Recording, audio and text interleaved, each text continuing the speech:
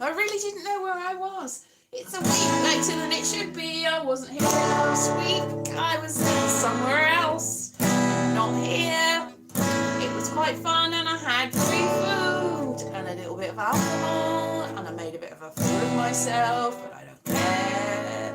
So that was fun. Yeah, so I was at a conference, and somebody asked me about my situation, and I said, I don't really care, whatever. And I think that they thought I was flirting with them, and maybe I was, but I was in a little bit of a state, and I couldn't really tell. So that was fun. But I'm here now. I'm here now, or am I? I don't know. Hello, the one person that's here. Is it Philip? Hello, Philip. Or is it Stephanie? Or is it one of the other 3 or 4 people that comes and watches me perform? Hello, Philip. I knew it was one of you. So, that was surprisingly tuneful. Yes, so that was nice. Yeah, I had more than 1 glass of wine and less than 5, but since they kept topping it up, it was difficult to tell. I was feeling really sort of like, oh, I'm going to feel so bad in the morning, but then in the morning I was like, oh, well, that's passed, which is unusual for me. Hello, Terry. Unusual for me. I stopped drinking anything because it was just like, but it turns out it was probably the red wine. Red wine is not good for me. Anything else? I mean, I had my genes done. My genes, yes. My genes said I can pretty much take it until it kills me, really. No, keep going. But I don't think that is true. But maybe the allergies get you before the alcohol does. I think genetically I can just about cope. But I'll probably be ill before I get any of the benefits. Do you get benefits? They have done more studies that say there are no benefits. It's been a while since I had any. It's like last week. So it's been a week since I had some. Before that, though, quite a while longer than that, because I just can't see the point anymore. I mean, I used to, back in the day, have a bottle for the whole week it would last me, and have a little bit every day.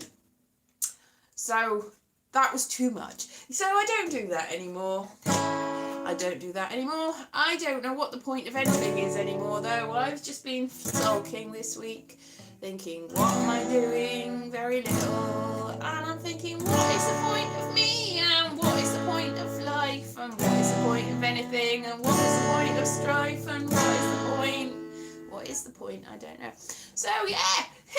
So cheerful. I was thinking, at college, I did drama at college, which I've been thinking about this week because of training, and they've cut back training in drama and stuff. And I was thinking of going back to university because a friend of mine is doing Open University, and I thought, oh yeah, let's look at that. Last time I looked, there was also a bit interesting, exciting esoteric courses, but now it's all dull. It's like and then it's just straightforward ones. There's not as much. Hello, Keon.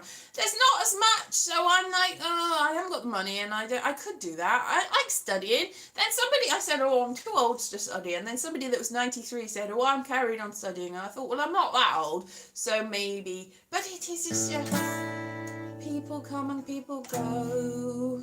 What a way to go. It's just really hard to know whether you're doing the right thing or no.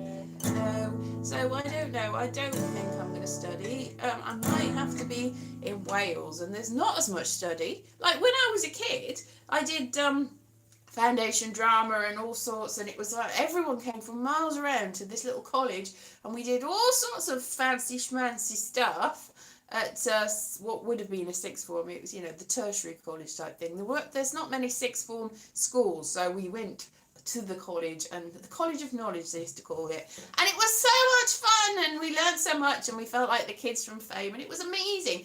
But that's not there anymore. Not even is the course not there anymore. The college isn't there anymore. So it's like, well, there's nothing there anymore. You could do degrees and everything. I know my brother went to do an HND that would have turned into a degree if he'd carried on with it. And yeah, and now it's just not there. Well, it is there. The college is still there, but nothing's happening. Apparently, they're using it as a vaccination centre, but it's so far from anywhere. It was all right when it was a college because there's lots of people coming up and down, and there was regular buses. But now that there's not a college there, there's not regular buses, so it's very far up the top of a mountain. It is far, far away. hills and far away. So I don't know what I'm going to do in the new year. I say new year, September's not a new year, is it? I don't know what I'm going to do. I'm still in college sort of timetable time.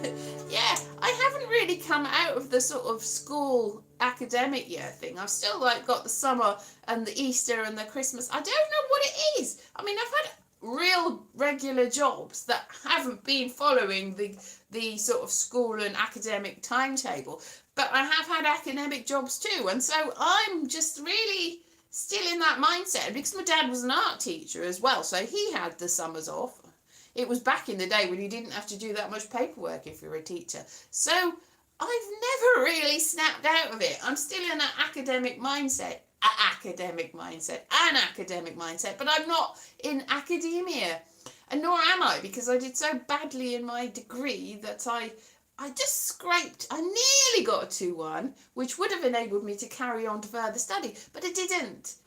Apparently they sent my my stuff to be remarked, and I didn't know. I was just like, well, I got a 2-2. I thought, oh well. And then I found out that it was so close that they nearly put me up, and I was disheartened in a way that I wouldn't have been if I'd just been like, oh well, I'm just in the middle like everyone else. But knowing that I was so close, they only gave one person a first that year, so that was never going to be on the cards. But the fact that I was nearly there and I could have gone on to academia and eaten lots of macadamia nuts, they're very expensive, but I can't. I don't think it's that well paid, but you go to the hotels and they have them there, so I could have done that if only I'd had a brain, but I don't.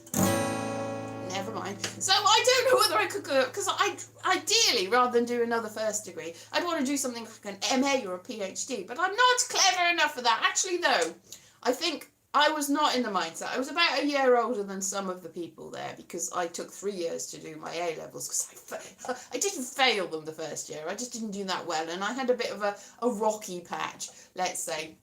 But when I was, about a year older than a lot of them, but I wasn't a mature student, you see. Macadamia decathlon, macadamia.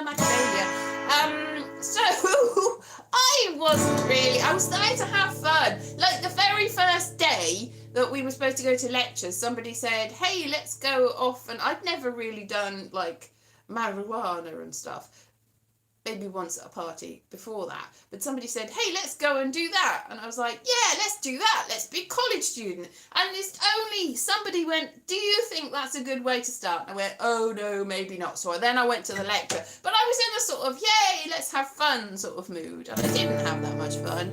A TV, I don't know what you said there because it's gone again. Yeah, so I had some fun. I didn't have as much fun as I should have done, but it was fun that I was mainly after, and experiences that you can't get these days because you have to knuckle down and study, because that's all it is now, is study. And in the olden days it was sort of like a finishing school, so you could go there and find out what you wanted to do, and then you could do something, and then you could live your life, and you'd know stuff, and you'd something to rhyme with wife probably, and then everything changed and now you have to do serious stuff. Yes, fun is really great. I loved it there, and I made lots of friends, and I'm in touch with some of them, but not that many, and I keep thinking I should get in touch with them, but nobody remembers the days of yore. Oh, it's so far away. I am in touch with some of them on Facebook, but not the ones that I was really good friends with, the ones I was sort of known, and I liked them, but they weren't the best friends in the world at the time, but they're the ones that have stuck by all this time, which is interesting, don't you think? The people you think are gonna, you're always gonna know them. Always, you can't remember fun, that's a shame. The people that you think you're always gonna know, and that they're gonna stick by you through thick and thin, like a mermaid. So you just lose touch with them. And the people that you sort of just pass by in your life, and you sort of like them, but not, you're not like, yay. they're still there. Years later, you're like, oh yes, like the Facebook friends that I've got, people that I've met and people that I know, but they're not necessarily the people that I was closest to at the time. The people that I had really close friendships with drifted away. It sort of drifted away. It was like a spark that was there and then it went out. Whereas the other people are more slow burn. That's really good. You think that's a modern phenomenon? Yeah, maybe so. I do still know people from my school that are still Facebook friends, but apart from Michelle, who I know very well. Michelle is the good one. She's still here every now and then. Are you there, Michelle? I don't know. She's a good supporter and a good friend. She's my best friend from when I was 8 or 9, and she's still around, although I haven't seen her for ages. But we talk on here. See, she watches my videos and she's a Facebook friend. So she is one of the ones from before that, from junior school. I got friends that were,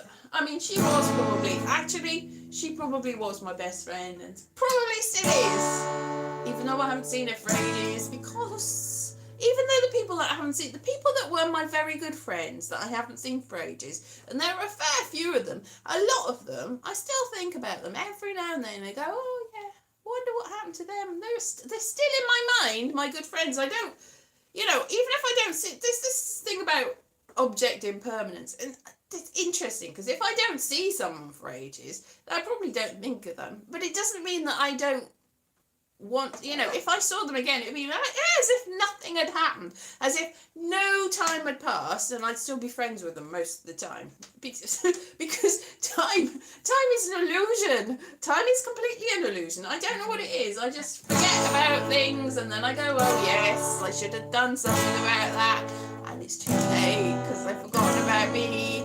I don't see, that's it. They might have forgotten about me, but I haven't forgotten about them. But I have.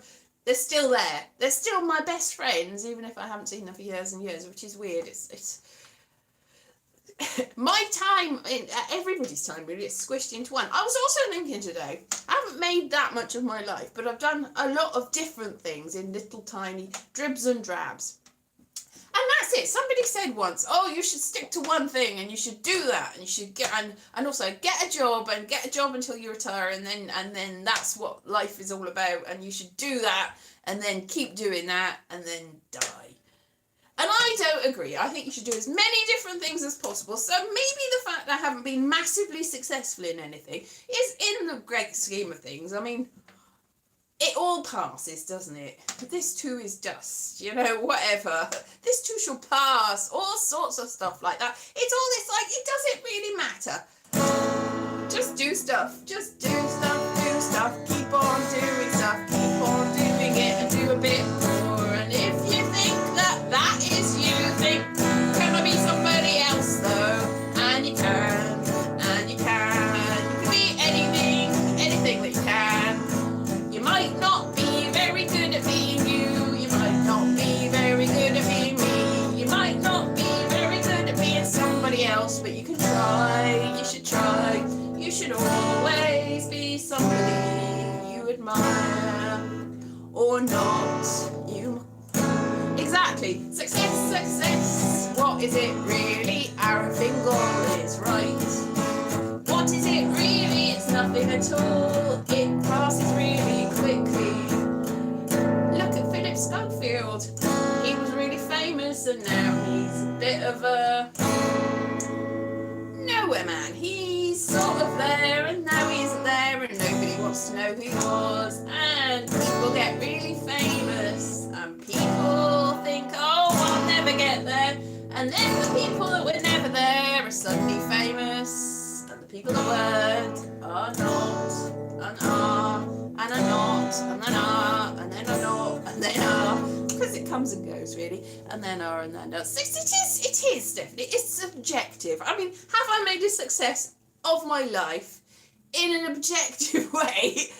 No, but subjectively, maybe I have, from a certain distance, from a particular point of view. It's like, here I am, subjectively, it's all right. Objectively, maybe not. Yes, important. Things are important. Things are important. Things are really fun. Everybody should do stuff, and then when they are done, they should go, oh, that was fun. Should I do it again? And then go, what's the point of that? I've already done it. And that is true. Don't show anyone your cupboard. Interesting, yeah. Happiness is more than success. But do I have either? Probably not. I'm just a miserable lack of success machine, really. Oh, the broom cupboard. That broom cupboard. I see what you mean. Being happy is being successful. But unfortunately, I'm neither of those things. I've noticed too, I've made little videos. I've gone, oh, look, I'm doing this thing. Look, here's my rosemary. Here's my chickpeas that I've made, and I'm like, oh my gosh, I'm just filled with ennui lately. I used to be like, hey, I can pretend to be really happy, and then people would meet me and go, you're not like that in real life, you're a miserable cow. And I go, yes, I am miserable. That was what somebody, a friend of mine called Joe Hunter, I say a friend, he said, you're a miserabilist, he said, just after I did a comedy course, and I was a sort of miserable comedy. No, I'm the comedy of misery. I can pretend to be really, really, really, really happy for a period of time. But it's all becoming a bit wearing. But then again, no. If I were a painter, then again, no. This is just that. I was just thinking earlier on about, this is back to what the point of what I was saying at the beginning of this. I was thinking about a song that some kids at school, we were like 17 or 18 doing A-levels, and they did a project. We did a project about Jungian psychology for drama. Didn't go down very well. The assessor didn't like it. Another group did a similar project about nihilism. You can say it's called nihilism. They called it nihilism. Whatever. Doesn't matter. Nothing matters because we're nihilists. Anyway, their song was really good. It was, and I was remembering it, and I don't know whether the people in it would have remembered it, and the assessor really didn't like it, but I thought it was genius at the time. Now, this isn't mine, but I'm going to sing you the song. What's it? The grass is green, the sky is blue. When I listen, what are you? Oh, nihilism is fun. Nihilism was a feature of the work of Friedrich Nietzsche, and he wrote about it quite a bit. Charles Darwin liked it too, and what I say to you is, frankly, I don't give a purple. And they swore, and you could see the assessor was like, don't like this. Anyway, we all loved it. All the people watching it thought it was genius, and we loved it and thought it was so funny. And nothing matters because the A-level person said no. Exactly. We did the Jungian thing, and we did such much. We were doing all sorts of research about the animus and the anima, and all sorts of stuff about all the, stuff that comes into your mind. And we did it. We had a little poem. We all sat down and we said, one fine coffee cup was all we had. Empty now, of course, but the memory lives on. And because we were, it was like, so we came up with this. And it's like, yeah, I love the song too. It's not my song, but it's great. Maybe they've forgotten about it so much that it is my song now, but it isn't. But we had one fine coffee cup, which is all I have, empty now, of course, but the memory remains, which probably wasn't as big a genius, and neither of us did any good. So I had to do the extra year because we did so badly in the assessment, so badly. We did that, and then and I had to do a duologue with somebody, and I did something from Joe Wharton's Lute, and that didn't go down well either. So we carried on. Oh, and I think I did the Glass Menagerie. Now I'm thinking, because I'm thinking, did I try? I think I did the Glass Menagerie, and I did a scene from Lute. Did I also do the? Now I'm very confused because I know I did very badly the first year, and now I'm like, hang on now, because the year that I passed really quite well, I did like a sort of sketch thing that I wrote my own stuff, and I did a sort of extended sketch. It was like a catwalk model sort of thing. Like this model was just like sitting down on the side of and just like criticizing them, and it was really funny. I can't remember much about it now, but it got a good mark. And I did something else. Oh yeah, and when we did a really good, that's it. We did a proper device piece that I insisted on scripting. Like we did the improvisation and stuff, and then I went back and I actually wrote the script. So I wrote the script based on what we improvised, which is, so it's like workshopping, and we did really well. And it was called Nirvana that year.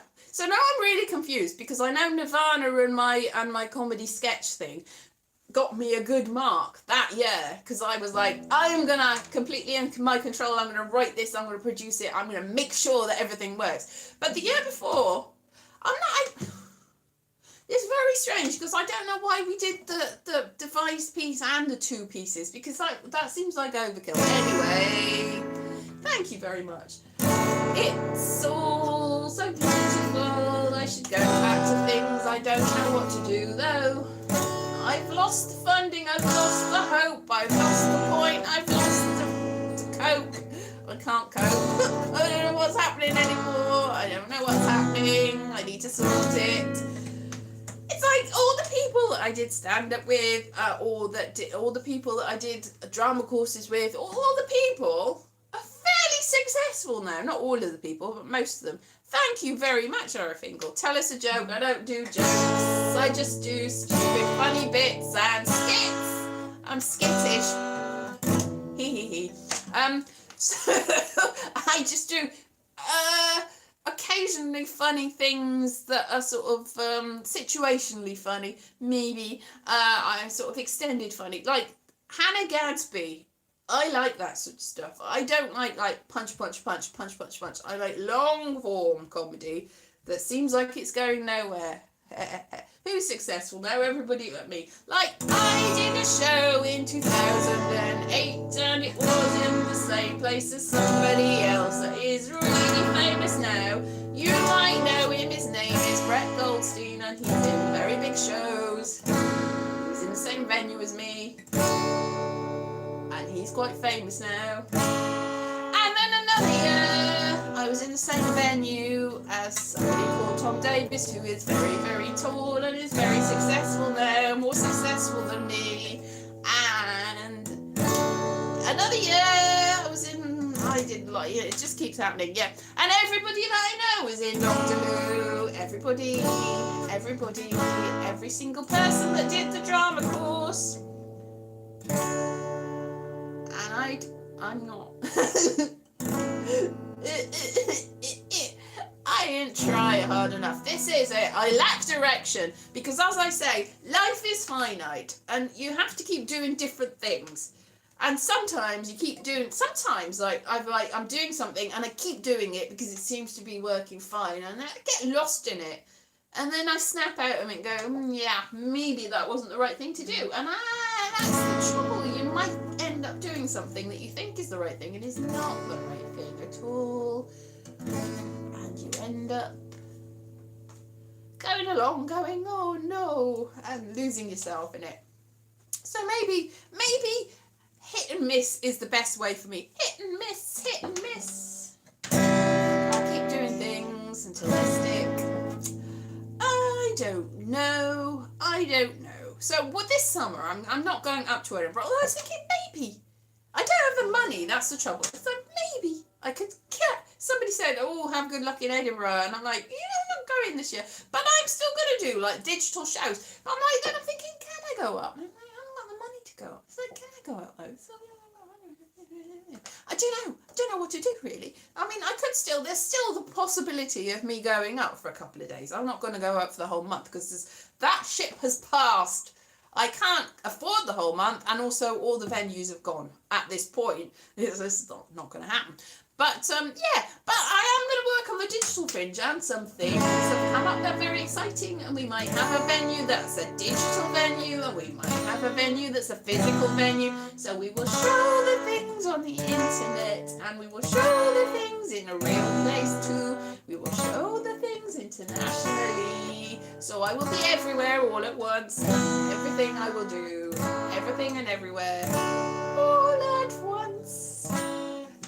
It's the good thing about the internet. You can be all over the place. You don't have to be in one place all at once. Digital fringe phrase at the ending. Yes, it's fringy. Yes, so I'm going to do the thing that I did last year, where I'm going to interview people that are physically up at the fringe, and that was open to misunderstanding last time, because I thought that I'd let people know that it was completely virtual, that digital, and all they had to do was have an internet connection and sign in. But one person, I'm sure I told them this, one person sent me a message just before going, I can't find the studio, and I was like, and they went, no, physically, I've been wandering around, and I can't find it. I've looked it up on Google Maps, and I think I'm at the place in Edinburgh, and I'm like, I'm not in Edinburgh.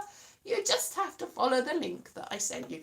You don't have to be in the same place as me. In fact, it helps if you're not, because it's the whole idea of the show is it's from everywhere. Because I had people that weren't even in the country, although I was in Wales and they were in Scotland, so it's a different country anyway, but weren't even in the UK country that I was interviewing. I had people as far afield as America and as far afield as Egypt. So I could do that. I mean, it depends on what time of the day it is. Like, if I'm interviewing somebody and it's the middle of the night for them, they might be a little bit annoyed at me. But that's it though. It's the world of possibility. Come with me and you will see the world of possibility. It would be so fun. So it's going to be exciting and amazing. Baby. I mean, I don't know where I'm going to be in 6 months' time. I've usually got some clue. I haven't got a clue at the moment what's going to happen in my life. I'm going to do the digital fringe in the short term. I might go to Edinburgh for a week. Probably not. And then after that, I do not know what is going to happen. I have not got a clue. Ideally, I would be an international star of stage and screen, but realistically, I'm not putting in the work for that. You've got to put in the legwork, and I don't know what I'm doing. I'm a little bit too sporadic. When I do plan, it goes horribly wrong. When I don't plan, it's all right. I just write a song. I write a song about how I have a plan. I never plan.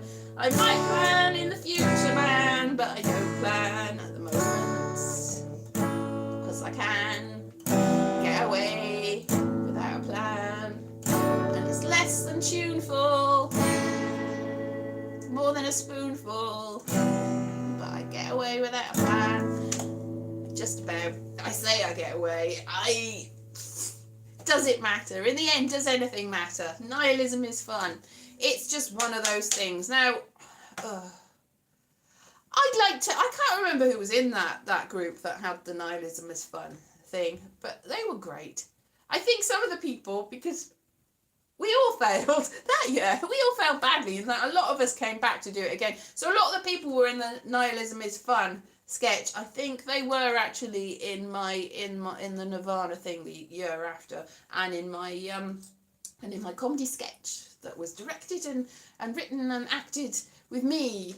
Like, people were like, I can't see it. Is it going to be funny? It's like, yes, it is. Trust me, it will be funny when it's performed. And it was. It went down a laugh riot-storm. It was so successful. Everybody loved me. Truly, I got a proper good mark that year. I didn't get an A. Nobody got an A. Don't be ridiculous. I don't put in that much effort. But it got a good mark. So I thinking about it, I did get an A for my practical. But overall, I got a B overall. But I did get an A for my practical, thinking about it. Yes, I'm right about this. So, I obviously let myself down with not doing enough revision, though. Yeah. What's London like these days? I don't know. It's all right. it's quite light. It's not smoggy like it was in the 1950s, and it's not got sewage coming out into the Thames as much. I'm not saying at all. London. The Frost Fair was in the 1830s and 40s, I think. Maybe up as far as the 50s. Anyway, that's not happening anymore. London, I don't know. I was actually sort of in central London this time last week, and it was London. Things have opened, things have closed. I don't know. I'm probably going to be on Thursday, go down into that there London. I'm in London at the moment, but not in central London. You know what I mean? It's like on the outskirts at the moment. I'm on the periphery in all parts of my life. Anyway, so it's been nice to see you. Nice. I am going to home. I'm already in my home. But is it my home? I don't know. I don't know where I'm going to be. Everyone's like very worried. They're like, you can come and live in my box room. But they don't have a box room.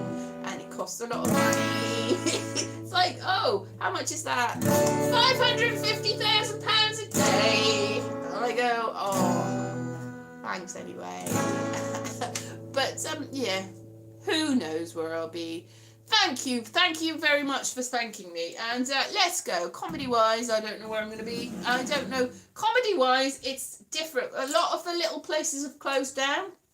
And in the last 3 years, I haven't really done many gigs since lockdown and everything. I'm like, ooh, it's scary out there. I'm still a bit worried. Because this time last year, I was just getting over the thing. And I'm still a little bit like, do I want to get that again? I mean, I've been slightly out in the world again and schmoozing and boozing and all sorts of stuff. But I don't know what the comedy's like. And I need to, and I'm not going to know now because I haven't got time. I'm going to see maybe what it's like in the south of Wales. Oh, south of Wales, like the south of France. It sounds so exotic and amazing, doesn't it?